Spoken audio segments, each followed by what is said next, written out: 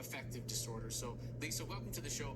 How do you define seasonal affective disorder? So seasonal affective disorder, if we're looking to diagnose, is actually major depressive disorder, but with a seasonal component. So it can occur in the winter, or it actually can occur in the summer as well. It's something people don't realize. Interesting. So I think there's a difference when people say, oh, I'm discouraged that it's not light until 10 p.m. anymore, and that kind of bumps me out. There's a difference between that and a clinical diagnosis of depression. So how do you get to that for people?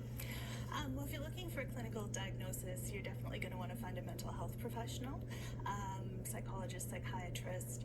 Generally, a diagnosis of a major depression has more symptoms than just, kind of the winter blues is what we think about it as.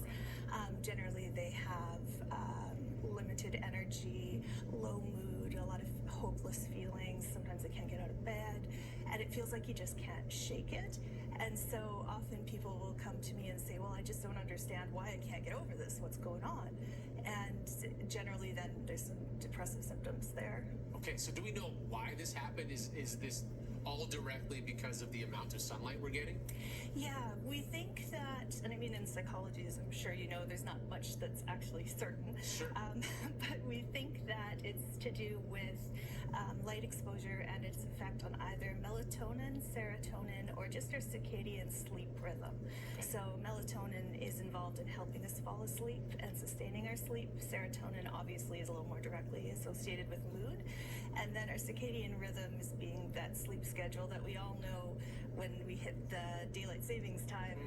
Some of us hate it, some of us love it, but it messes up our sleep schedule for a good chunk of time until we get used to it again. So what can we do about this? We can't push the sun back up into the sky, so what can we do?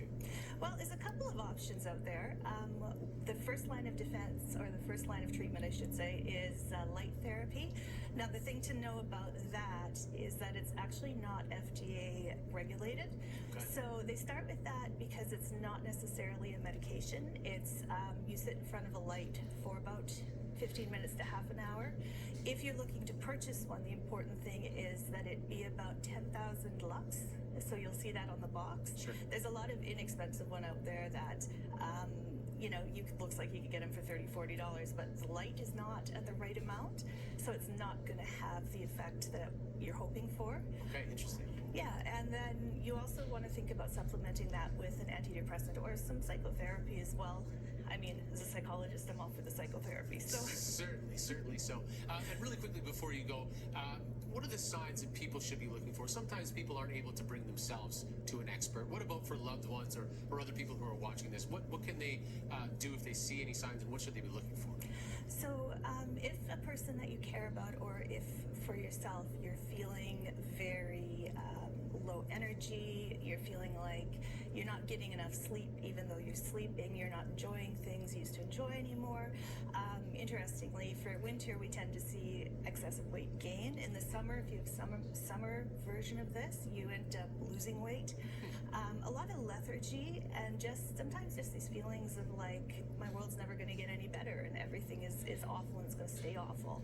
And it's a departure from the normal personality for the person. Okay, those are all good things to look for. Thank you so much for your advice and for your help here this morning. Certainly a lot to think about as we enter a time when the days get a little bit shorter. If you're looking for more information, you can also visit our website now. Plenty of sunshine on the way. Here's Corey with a look at the forecast.